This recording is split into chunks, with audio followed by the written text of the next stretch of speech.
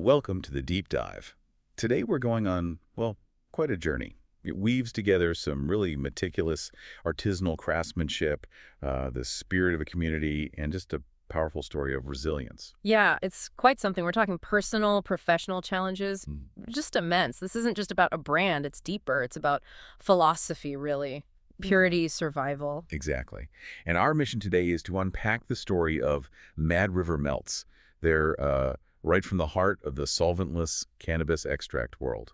And for anyone maybe new to that term, solventless, it just means extracts made without chemical solvents. So no butane, no ethanol. They use things like ice water, pressure, natural methods to get the good stuff out. Right. So we're diving into their specific way of making hash, that connection they have to the Humboldt ethos, and like you said, how these really deep personal struggles became, well, part of their identity, a symbol of grit. Yeah, grit is definitely the word. And our guide for this is an article from Nug Notes. It's called Mad River Melts, A Journey of Hash and Resilience. Really paints a picture, the brand's evolution, the founder's fight. It's all in there. It does. It's a great source for this. Okay, so let's trace it back. Where did Mad River Melts actually begin? Well, they didn't just pop up. The story starts, believe it or not, way back in 2005, in Los Angeles, actually. That's where they first started making hash. LA first? Okay. Yeah. The actual brand name, Mad River Melts, that was formalized in 2014, and then the LLC got locked in 2015.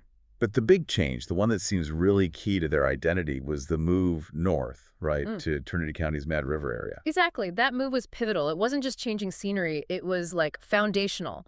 Moving there meant they could really embrace and live this Humboldt ethos. And the source material describes that ethos with, what was it, flannel, woods, water, and weed. That's pretty evocative imagery. It really is. And it tells you a lot about their values, doesn't it? It's about being authentic, connected to nature, dedicated to the craft, and having this, respectful relationship with the cannabis plant itself. Yeah, I get that. Less commercial, more organic, tied to the place. Precisely. Yeah. Deeply rooted in that environment. Okay, so that sense of place connects to their craft. Yeah. And the melts part of their name. That's where their specific approach comes in, isn't it? This is crucial. At a time when, frankly, a lot of people in the industry were running BHO, that's butane hash oil, using chemical solvents. Right, the solvent stuff. Mad River Melts went a totally different way. You could almost say it was defiant. They planted their flag on bubble hash and cold cure rosin, always chasing that full melt hash. Okay, full melt. What exactly does that mean for the user, and why was choosing that path against the BHO trend such a big deal? It was a statement. A declaration of quality, of purity over, say, speed or just sheer volume. BHO uses chemicals, right? You have to purge them out. Bubble hash, their method, just uses ice water. Super gentle agitation to separate the trichomes. Those are the little resin glands with all good stuff. Cannabinoids, terpenes. From the plant material itself. Exactly. And then cold cure rosin takes that bubble hash and uses just heat and pressure. No solvents. Clean. Potent. So melts wasn't just a catchy name. Not at all. It was literal. A description of the product's quality. For connoisseurs, full melt is like the holy grail. It's hash so pure, it basically vaporizes completely. No residue. Just a clean, incredible experience. Wow, okay. So choosing that path meant slower work, more labor-intensive processes, but it fit perfectly with that Humboldt ethos. Quality first, natural methods. That commitment to purity, then, it wasn't just about how they extracted it. It went deeper, back to the plant itself. Oh, absolutely. This is where their genetics arm comes in. They didn't just process whatever flower came their way. They developed Mad River genetics. Right. The source said they bred and hunted phenos that actually wash. Okay, break that down. Right. What are phenos, and why is breeding them specifically for washing so important? Good question. So phenos, or phenotypes, think of them like specific expressions of a cannabis plant's genetics. You know how siblings can be different even with the same parents? Yeah, sure. Same idea with cannabis strains. Different phenos from the same strain can have different traits. Now, most growers breed for things smokers want, maybe high THC, specific smells or tastes, how the plant grows. Okay. But Mad River Genetics, they're looking for traits perfect for hash making. Metrics like resin integrity, how good are the actual resin glands, hash yield, how much hash can you get, melt quality, we just talked about that, how well it melts, and perk depth, the complexity of those flavors and aromas. So they were breeding the starting material with the end product already in mind. Exactly. It's Yeah. totally holistic. They controlled the whole cycle, making sure the flour wasn't just good, but that its trichomes were perfect for washing, for making that top-tier, full-melt hash, seed to dab, total dedication. That's a serious level of detail. Yeah. Real intentionality there. But they didn't just stay niche, right? They also tried to make these products more accessible. Right. They innovated. They introduced OYL River. The source calls it the next lane, focusing on rosin carts and oil tech. Rosin carts. Yeah. So like vape pens, but with their solventless quality. You got it. It was strategic.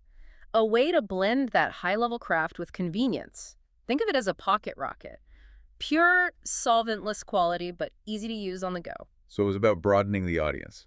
Definitely. It showed smart business sense, Real craft doesn't have to be totally exclusive. You can widen access, bridge that gap between the connoisseur world and, everyday consumers who want convenience and quality. Makes sense. Bringing the craft to people who might not do dabs or traditional hash. Exactly. Expanding the market without watering down the philosophy. And even while their roots stayed strong up north, they managed to bring that NorCal vibe down south, too, through the Los Angeles Hash Club. Yeah, that's another interesting layer. It shows they could cultivate their specific culture, even far from home base.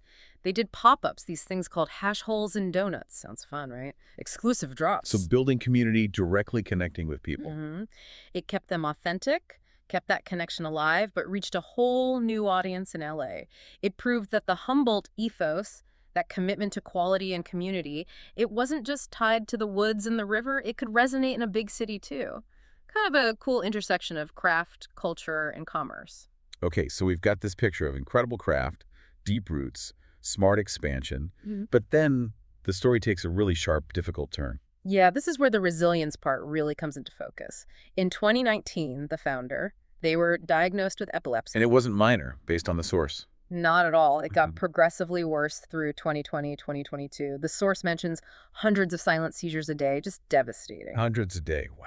Leading to the point where, in February 2023, they were officially declared disabled.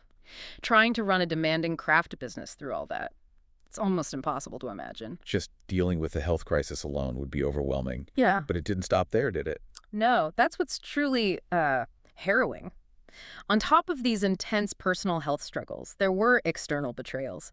The source talks about a $250 robbery by ex-employees. Oh my God, $250,000 by people who worked for them. Yeah. An event that the source says nearly broke the brand. So you have this internal health battle and then this massive external attack, a profound betrayal of trust, hitting them financially and personally when they were already incredibly vulnerable. It sounds like a perfect storm. Enough to sink almost anything. How do they even keep going, let alone maintain that commitment to quality we talked about? It seems impossible, doesn't it? But this is where the story shifts again, towards this incredible turnaround. Since March 2023, not a single seizure has returned. Seriously, after hundreds a day. Since March 2023, 0 seizures. It's described as an extraordinary recovery. And then there are personal milestones that really underline it. After 6 years of not being able to drive because of the epilepsy, they regained their driver's license in early 2025. That's huge. It's not just about driving, it's independence back, it's reclaiming life. Wow. That's genuinely inspiring. Absolutely. So today, Mad River Melts isn't just about hash. It really stands as this powerful symbol of recovery and grit. It shows how facing down that kind of adversity, it can forge this unbelievable strength. Proof that you can come through the fire. Maybe even stronger. Perhaps. Like their hash, maybe the intense pressure revealed the purest, strongest core. And even their branding, their logo, kind of absorbed this story. The woodsman by the river became more than just a picture. That's a really interesting point the source makes. The logo became both shield and story, a visual shorthand for their whole journey. And in a practical sense, their online identity became crucial too, like armor. Yeah, in this digital age, especially in cannabis where things can be murky, authenticity is everything. The source notes there was a flood of fake pages trying to mimic them, trade off their name. Right, that happens. So their verified social media, that blue check and original stamp, it became, as the source puts it, crucial armor. It wasn't just social media fluff. It was about proving this is the real us, protecting their reputation, talking directly to their community, fighting off the fakes. So staying true to their roots, but also being savvy about protecting that identity in the modern world. Exactly. Using that hard-earned identity as a shield, It shows real resilience, adapting to threats while holding on to who they are. Okay, so summing this all up, Mad River Melts is clearly way more than just premium cannabis extracts. It's this living story, isn't it? Solventless purity, that meticulous genetics work, and just this incredible saga of perseverance. Absolutely. It's a multi-layered story. Uh-huh. And the source material leaves us with this really potent metaphor thinking about their journey. Proof that when the river runs cold, only the purest hash survives. When the river runs cold. That hits differently after hearing the whole story. It does. And it makes you think, doesn't it? How does that intense pressure, that cold river of adversity, how does it strip away everything non-essential, leaving just what's pure, what's truly resilient? Not just in making hash or in business. Right. In anything, any challenge we face. The story suggests that real quality, real strength, whether it's in a product or, in someone's character, it often gets forged or at least revealed in the absolute toughest times. That is definitely something to think about. What does this story teach us about navigating our own cold rivers? How do we find that core strength when things get really hard? Yeah. A lot to mull over there. A powerful narrative. Well, thank you for joining us on this deep dive. It's been fascinating. We look forward to exploring more stories like this with you next time.